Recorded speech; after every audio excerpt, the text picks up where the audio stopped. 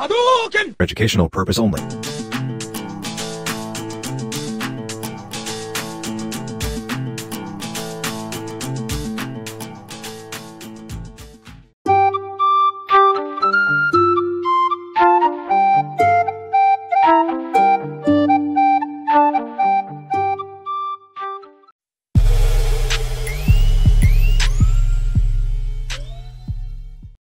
We're about to take it back.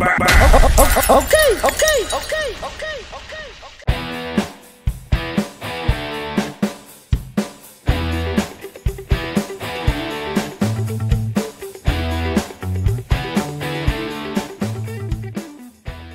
Now, I've actually got a few more things to touch on, but I think this is a perfect time just to segue into the Know Your Bud segment real quick, which is pretty much a segment that I like to call the Know Your Bud segment. Everyone that comes onto the show is, like I like to say, my bud, so I like to find out what you guys do with your buds. There's no right or wrong answer to anything. I'm just going to throw out a couple options to you, and you can just pick what's your preference and why. Alrighty?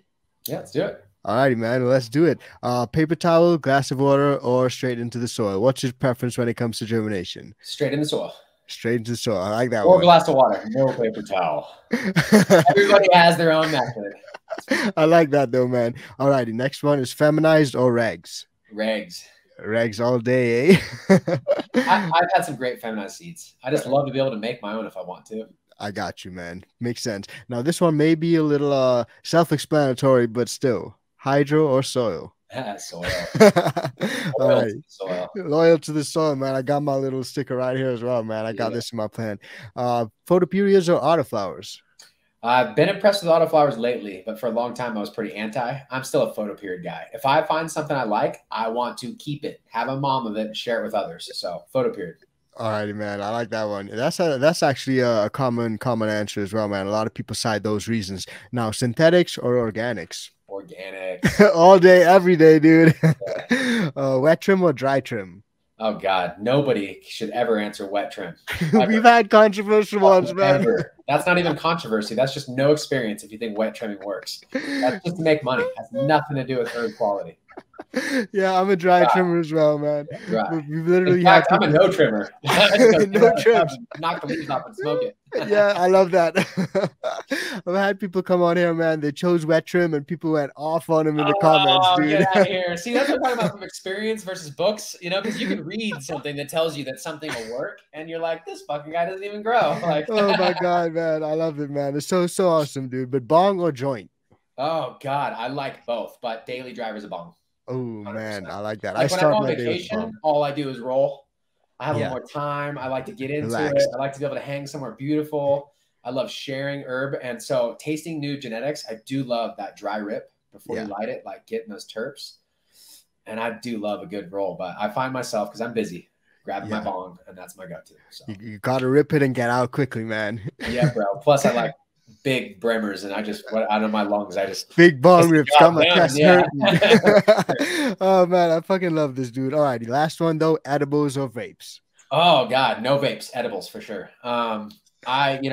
In college, I got one of those little glass vapes with the little thing. It heats it, ruined all my herb. Then I got the new vapes with the whips that worked pretty well, but the high was never the same. And then nowadays, the carts. I don't like carts just because the metals and the stuff and whatever, but I've got some buddies that make some really good organic rosin that fill their own carts, and there are no additives. And there's a lot of tech that's come out as far as like how to heat the rosin to get it to the consistency where it needs nothing added and put it in there. But something about it, I listen to my body.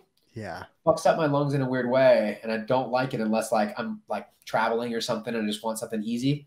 I much prefer flower or dabs or something that's like straightforward as opposed to the vapes. So yeah, man, I'm not a huge fan of like the carts either, and like they say that some of those e-cigs and shit like that can cause like popcorn lung. No one knows about that stuff as yet, just because it's not been out that long, but all that sort of stuff, man. But that actually got me wondering, what about like e-rigs? You fan of e-rigs, or you just like traditional rigs, like with the blowtorch and stuff like that? So I've done a little bit of both. I find that in my lifestyle, I got kids and a family and everything, having like the e-nail hooked up all the time is kind of a thing of the past. I definitely had several different setups in the past. And I did like that you could just kind of just keep it going. Yeah. But nowadays, my wife's got the Puffco Proxy. She loves that thing. I love that thing. It's pretty cool. Oh. I've got a rig at home that occasionally I'll bust out and heat up the nail. But for the most part, I smoke flower. Like I've got people that give us rosin and I love it. I'll try it. My wife goes through, I think, a little more than I do, and I am all about flower. Like it's my favorite. So I love that, man. No, that's a great Know Your Bud segment, man. I think we got a lot of similarities because I love my flower as well, man. There's no I mean, if you've been substitute for smoking it. concentrate for a while, and then you rip a fresh flower, you're like, woo! What is this? This tastes so good, Yeah. man. We were even just talking about it just earlier in the show, man. You got that harvest going right now, and the room smells awesome. I got one plant drying right now, and my room smells awesome. You know, there's no substitute for the flower, dude. None. Yep. Absolutely. That's where it all begins. 100%, dude. Now, I noticed you guys do a lot of, organic style growing, obviously, but you guys also discuss like KNF methods, and you also touch on fermented plant extracts and stuff like that. So for a lot of growers who are at home, KNF is becoming something that they're really getting more interested in, man. And when it comes to like the plant extracts and stuff, what would you say to someone who's trying to get into making, FPJs or fermented plant juices at home and stuff like that? Do it all, try it all, and see what you think. There's Ooh, no nice. downside to it. And I will give you kind of the lay of the land, at least a direction to start looking. Okay. So when we first started Build a Soil, Clackamas Coot referenced the Gil Carindang website. And Gil Carindang, KNF teacher, and he had this student, Patrick, that was running it. And he had some really great recipes. I'm talking like little baby food jars that he'd like make lacto in, and little micro fermentations, and he'd teach you every recipe so you could make them on your own. And in fact, it came full circle. Coot was talking about sprouted seed teas, and next thing you know, the Gil Carindang website had sprouted seed tea ferment, put on it. But that sparked my interest because it was making things from scratch, and I really liked that. I just moved to Colorado, had a little more land, wanted to have livestock and raise my own food, and I thought, well, how cool! You can make your own stuff. I didn't know you could do that. Yeah. Which essentially it's laughable because it's like thinking all you can eat is McDonald's, and someone says, you can make your own food. You're like, really? So KNF uses a lot of sugar. And so I'm sorry, when you're doing like an FPJ versus an extract, you would use equal parts plant material and sugar, mix them together all chopped up, and let it kind of osmosis, like come together and make these juices that were super potent. And you'd have to use small dilution ratios, like a few drops. And you get the essence of that plant. It makes a lot of sense. I mean, you think of farming, they like ferment all of the crop back in and feed it to the animals, called silage. There's many reasons why it's been proven over thousands of years to work. Okay. And so then as far as KNF goes, eventually the Jadam book came out, and that is Master Cho's son. And he created a new extension where he goes like, look, why are we importing sugar? We don't grow that here. It's expensive. It doesn't make a lot of sense to me. And so that was more the extracts that are just water and plant material, and letting nature create something that's kind of stinky, but that works really well. And so now that I've seen that all of it works in very different paradigms, I feel like it's more about loving your plants, giving them what they need, and making sure that it fits your lifestyle. And when it comes to the Jadam, a farm can make all of their own inputs if they start planning. Yeah. And I notice a lot of farms don't plan. They call like a day before they need it and ask for a feed. But the like permaculture, the natural style has always been the plan. And so then you can make all your own inputs, save a ton of money, get really, really good results. And I think that's a lot of the desire, is to be an artisan, to be a master of your craft. Yeah. And to me, that's like saying, I'm going to start a restaurant and then I'm going to go buy Campbell's soup and serve it. You're like, I mean, Campbell's is fine, but are you going to open you're not a chef, right? And so I think a lot of growers feel similarly, like, can I make this from scratch? Can I grow the garlic that I use in the, and so you just keep going full circle to where it's like a journey you can go on. And the deeper people want to go in, the more experiences there can be. But it's not for everyone. I'm not saying you have to use KNF, but it makes sense to me. Yeah. I will say that certain ingredients that are hard to replace with a KNF style, they have their place. Like I love amino acids. I like the liquid fish. But in KNF, you can make the fish amino acids, or FAA. And when you make that, you're not using phosphoric acid like they use in the commercial version, like soda pop, it stabilizes it. Yeah. You're using lacto. That's not available on the market. And so it's something you almost have to make yourself if you want to experience that, or buy it from some of the new KNF manufacturers. Like we have Fermented Plant Extracts Miles. He has a KNF line. And so I think it's really worthwhile to tinker with those things, but you have to know the difference. The fermented plant juices are used slightly differently than the extractions, knowing the history behind where they came from. I would tell someone to Google Jadam Organic Farming PDF. The book's floating around for free in a lot of different websites. You can download it, start reading it. It teaches you to grow your own herbs, make your own pesticides, make your own wetting agent. And it is like the anti-traditional farming. It teaches you to do everything. And some people will be overwhelmed by it, but once you dip your toe in the water, you start going further. And I think you're going to see good results. So there's a reason why people keep doing it. It's not just some fad. It really does fucking work. But there's a lot of people that learn very little about it. And kind of that, like, I forget what it's called, the Dunning, something like the curve where when you're brand new to something, you're like, this is the best. I know everything and I will teach you. And then 5 years in, you're like, I know nothing. I'm just learning. Figuring it out. There's a lot to know in this world. And when it comes to organic farming, so much of it is unique to your own terroir, your own soil, your own farm. Where in indoor, we can kind of share stuff that's similar because we can create the environment. So for what it's worth, keep that in your mind. I would say that growing the KNF way, oftentimes why I find people believe that it's better is because they're fully connected. They're the type of people that really care about everything about their plants. I find those people produce good results. They care. Where other guys are like, I'm just trying to milk some weed out of a closet by never being there for weeks at a time and hope I get the magic herb. That, to me, nobody KNF is going to act that way. And so I think that there's two things at play. People that really care, that's why they do it. And also KNF works. So yeah. So true, dude. 100%, man. And that's a good point. So a lot of you people out there, Miles has got some great stuff. Big up to Miles. He's a great guy as well, man. And definitely just check out, the Builder Soil website. You guys have got some pretty decent options on there as well when it comes to, just fermented plant extracts and a whole lot more. So if you're interested in any of these organic type stuff. Right there, the Pro line. We've been talking about adjusting that to a kit that has them all because KNF is supposed to be mixed together to make some of the different formulas that you're supposed to use. Yeah.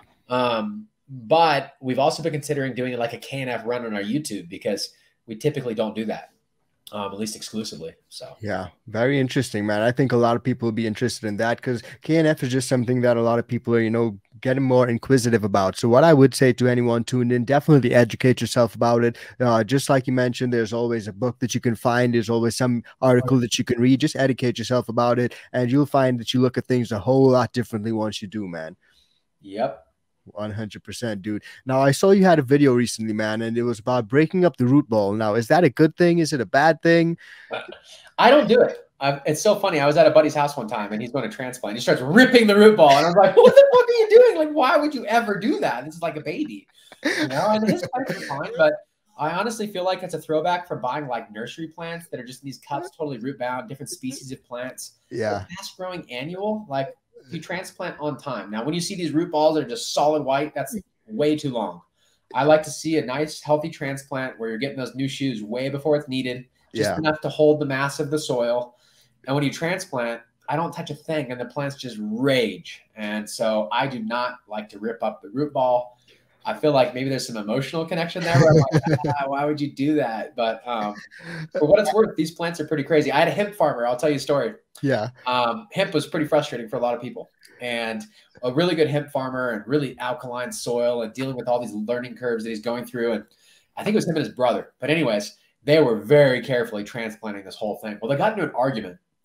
And the brother was fucking pissed. And so the other guy left, and the brother was just fucking slamming the plants and throwing them. And then he's like, I better put it in the hole anyways. And they came back later, and that row was just killing it, man. So I tell you what, it's like, to me, I don't want to stress the plant out, but I feel like, kind of like life, sometimes some hard conditions make some hard people. It makes some hard plants, make some tough plants. And so for whatever it's worth, nature's pretty resilient. So. Yeah, man, it is resilient, man. That's one thing I would say. I've done it both ways. I try not to, disturb the root ball too much anymore. But back in the day when it was super root bound, I would literally take a knife to my roots and I would just go in there and move it all around and just bust it open, basically. Yeah, and they both work. And I think that's why we get a lot of misinformation out there, especially when you're not having experience. Is someone with no experience would say, no, that won't work. Or yes, you have to. I'm like, no, they both work. And so it's important to understand that. And that's the beautiful thing about gardening. There's so many different ways to do things, and there's no one right or wrong way to do things. You can always take inspiration from other people and how they do things, man. And that sort of got me wondering, man, when it comes to early flower feeding, I heard you mention quite a few times, the importance of early flower feedings and making that switch. So when is the right time to actually make that switch, when you're in your feeding regimen from the nitrogen heavy stuff to the more flower feeding ready stuff? Yeah, and in living soil, it's kind of all built in. So if you're going water only, you don't make any changes. The plants will pick it up on its own. When it comes to transition, knowing when, I usually like to plan ahead going, okay, I'd like to be flipping the flower when the plants are this size. They fit my space. Gotcha. And I'll hopefully be at least a week ahead of time thinking, all right, I'll give it a top dress for what it's going to need later in flower. And so I look at it less as switching from like veg to flower, as this is going to be a hormonal change for the plant. And then it's going to go hard. It's going to be doubling in size super fast. And so I want to make sure I don't have anything missing from that journey it's going to go on. Yeah. But I'm not really going, no more nitrogen, and all we need is P and K. I do feel that it needs everything. And in the first few weeks, it actually needs lots of nitrogen to run through that stretch. And that's why a lot of hydro programs have a transition phase where they slowly milk the nitrogen down. Yeah. And I won't say they don't need nitrogen. Like the formation of flowers takes amino acids for energy. And so a lot of people use aminos even in flower. But with a big bed of soil, water only, you don't make any changes. With a smaller one, you might want to preload a top dress so those feeder roots can access the food when they need it. And if you're behind, and let's say your small container and your plant's kind of big, it might be advantageous to start to feed something like compost tea, liquid fish, things that are generally well-rounded as opposed to one pointed thing. I got you. Because in organics, it's more about keeping the buffet full, so there's no limiting factor, and allowing the plant to do its job. Where in hydro, you're like making sure that there's specific amounts of everything. So I'm glad you said that, dude, and that's exactly why I asked the question, because a lot of people think that there's this hard and fast rule as to when you need to switch, especially if you're in organics. There's not necessarily that, hard and fast rule that you need to switch. What you really need to do is sort of make sure your plant is happy with the environment it's in. And what you mentioned is getting an all-rounder, a nice little all-rounder. I love fish fertilizers, and those are usually good all-rounders for me. And that can work great, right? Yeah. And one of the things that's interesting too is if you flip to flower from seed, like you just put a seed in the soil and give it 12 hours of light and that's it. Yeah. It still veges on its own because it has to get to sexual maturity. It has to age a little bit. And so if we're only 1 week and we flip to flower, it may actually not trigger for a few more weeks until it gets to maturity. Yeah. And so there is some sort of built-in timing the plant will do on its own. But for the most part, we're talking people that veg a plant to its normal size or plug a clone in. And it's all about your preference. We're growing something in an artificial environment and it has to fit our space. And so most of my timing for flowering is about that. But if you over veg trying to get a big plant, now top dressing or feeding is important because there's no more room for the roots to stretch. They're going to be running out of food. And it just becomes more like hydro when you've overdone it, so to speak. So. Yeah, makes a lot of sense, man. And that kind of leads me to my next question, man. It's about soil testing, because a lot of people, they want to reuse their soil and they're looking into different ways to reuse their soil. And sometimes they may amend when they reuse their soil. So how important is, actually doing a soil test before, you restart your run and re-amend and stuff crazily?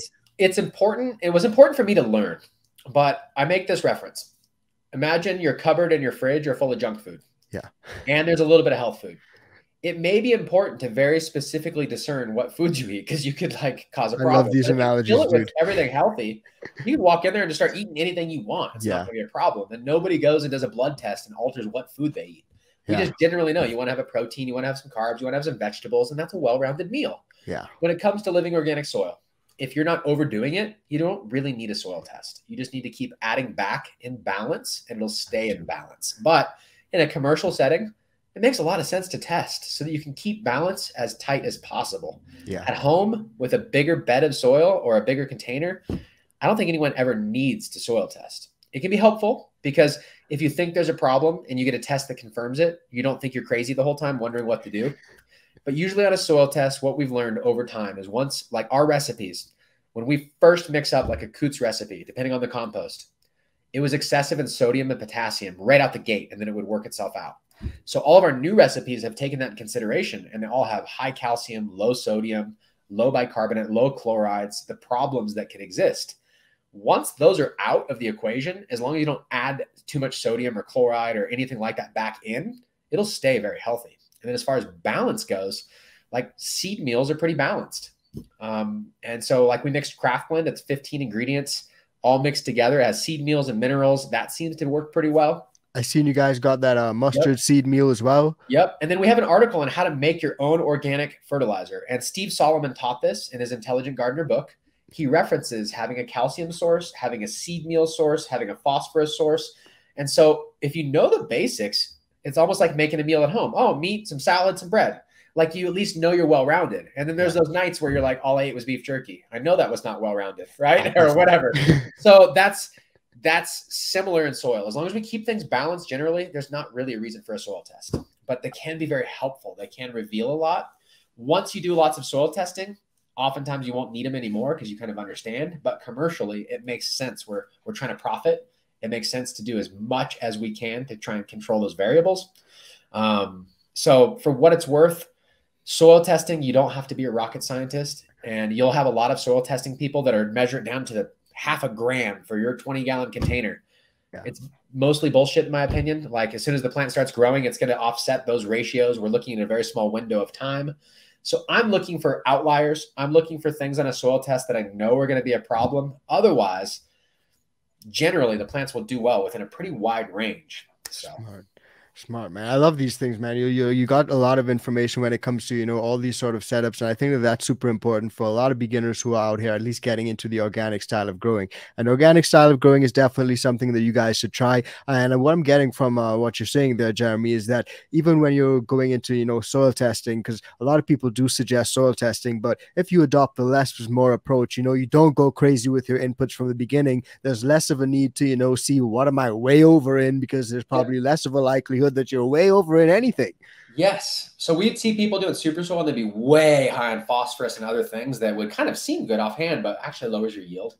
Yeah. And so most of the time when people follow the build a soil way, the principles that we've learned from others and are just resharing, the less is more approach creates a situation where you don't really have to soil test. But it's helpful. It really is. There's lots of nuances there, meaning when they test a pile of soil, they're testing like a thimble size amount. So it's kind of like hard to believe that your whole bed is the sum of that thimble. But when they test the saturated paste test, which is just what water brings out of the soil, no acid, they use like a whole cup. And they either grind it or they don't grind it. So each lab will have differences. Yeah. And that's why it's better to understand the basics than it is to try and go way down the rabbit hole.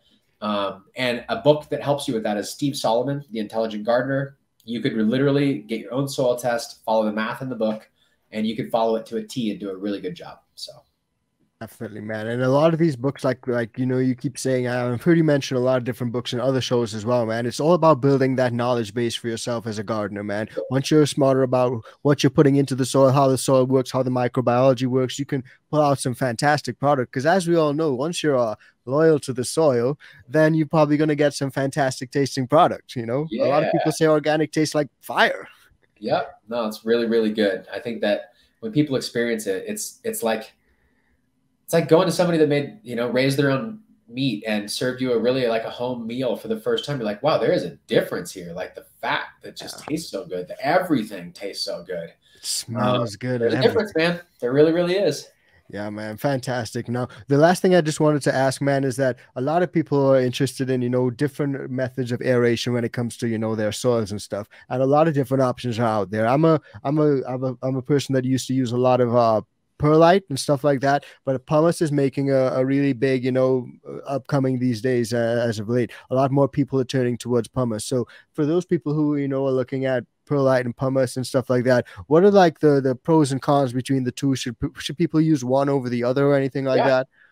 Totally. I don't like perlite at all, and I don't think you should use it. Now, is it bad? Not necessarily. It comes from a few places. Number one, economically, perlite is much lighter weight. So it makes sense for profit-based, which, you know, we all have to make profit, right? But when it comes to like the official, like they would literally like take all of their garden soil from running a big nursery and they'll just grind it all up, put it in bags and sell it as like Happy Frog. Yeah. That came from the nursery industry. And it makes sense. They have all this soil that they got to throw away. Might as well sell it. Yeah. And at the end of the day, the perlite became an addition that's great for these little cells, but also ships really lightweight, freights really lightweight. Makes sense from that cost perspective. Yeah, super light. The hidden cost is that it's made from obsidian that they're going to run out of eventually. It's not, forever. And then they have to run it through a factory, puff it up like popcorn. It takes a ton of energy. Yeah. And then the real reason, obviously the feel good, right? We want to be sustainable, but really when it comes down to it, you can't keep your soil if you use perlite. You have to throw it away because the perlite, you can smash it in your fingers and it floats to the top and eventually the structure breaks down. And that's good for a traditional soil company. They're like, yeah, every year you should buy new soil because the structure is going to degrade. We can't stop that from happening. But when you use copious amounts of rock dust, like volcanic rock dust, that's not going anywhere for thousands of years, and you use pumice, it's the only rock, like you can take a piece of pumice and it'll float in water. It's that lightweight, but it was made by nature. And the fact that it's used in beauty and heavy metal tested, and it's used for many other industries, it's very well vetted. And then the fact that it's full of little tiny holes that are microbial communities, similar to the perlite, it looks to be the best replacement. Yeah. And so what we do in our soil recipe is we mix pumice at a pretty good percentage. That way the soil structure lasts forever and you never have to throw the soil away. But then we add rice hulls in to make the texture real fluffy from the beginning. And that breaks down into silica. And we get it from a particular company that does good heavy metal testing and doesn't have them sprout and germinate because they parboil them first. But that combination of drainage works really well. And I'd say the most important one to me is the pumice. So if I had to pick between rice hulls and pumice, I would choose pumice and do without the rice. If I can do both, I like diversity and the structure that it makes. But pumice is my go-to. And we offer a specific size gradient that I really like here. And when you're buying minerals from a mine, they have the screen as the size that you buy. And it can have two numbers, like 3/8 by quarter. That's the big size and the small size. Oftentimes companies will buy the minus, and that's a certain size all the way down to the little fine sand because it's cheaper. Yeah. We offer the pure, so it's a little bit cleaner, and I really, really like it. It integrates in the soil well. It's fairly lightweight, but it is heavier than perlite, but it's perfect for no-till because you don't have to throw your soil away, and it's a really big part of the process. That is amazing, man. You broke it down like as well as you can, because I looked into pumice as a replacement for perlite as well, but I just did not understand, exactly why I should make the transition. But hearing you now, I fully understand why, and I think you've fully transitioned me, man. So I'm gonna be getting rid of a lot of the perlite I'm using, and I'm gonna transition to pumice because it just makes a lot more sense, when thinking of it from the sustainability point of things, and using less of the energy. I always try to do my part, man. So thank you for breaking that down, not just for me, but for everyone that's tuned in right now, man. I really appreciate that. Yeah, you're welcome. Hell yeah. Now, man, I think we've touched on a lot of different things, man, from living soil, organic beds, microbes, KNF, FPJs. We've used a lot of different acronyms today, dude. I can tell you that. Great job. You had some really good questions. I love that because some people are like, hey, so what do you like? Well, you have some pointed questions, definitely relative to living soil. Great conversations. Thank you, man. I'm passionate about living soil too, man. I love living soil setups. I try to go as organic as I can. I really try to stay away from synthetics, not because I have anything against it. I've used it myself in the past, but I just try to do things the organic way. It just works better for me and my setup, Yep. So I'm really glad I was able to chat with you, and we pull out some of these gems of knowledge and information from you, so you can hopefully inspire a lot of people who are in the garden to make the switch, jump off of the bottle, jump into organics, and try some living soil setups, man. Yep. Do it. You won't be upset with yourself. Meaning, like, it sounds all scary, but it is simple. We have a proven method. You'll get really good results. And once you've copied our formula, you're free to do it any way you want because you'll understand the principles, which means you're now independent. You're no longer dependent on some company. Like if that bottle company closes and Corona happens and you don't have your formula, you're fucked. You're screwed. Where Yeah. everybody that follows our method will be like, fuck, I'll just go to KNF. I'll make my own soil. I'll go out in the backyard. Like they'll find a way. And so I love that independent part of it. So true, man. And I think a lot of people, they already tune into you guys. I know a lot of people who drop comments on my channel, and they were super happy to hear that we were able to get you on, and you were actually super requested, man. So I'll definitely say thank you for coming on, man. But before we close off, dude, for everyone who wants to get in touch with you, wants to find you, see what you guys have got going on, man, where can you do that stuff? Oh, good question. So obviously buildasoil.com is the preferred place. From there, we do social media. I've got Facebook and Instagram, and it's just at Build a Soil. Our YouTube at Build a Soil. But I feel like for people that have questions, you can call our support. We have growers that work here. They'll talk to you on the phone. If you want to email, it's support@buildasoil.com. We have a ticket system. We get back to them as quickly as we can. We make sure to answer your questions. And a lot of those questions get built into our frequently asked questions for the YouTube series, or we add them to our knowledge base. So your interactions help us. We're here to support each other. Our number one goal is to empower organic-minded growers with the highest quality products and free education. And that means we're here to support you if you've got a question. So please reach out, use this as a resource, and we want to see you crush it.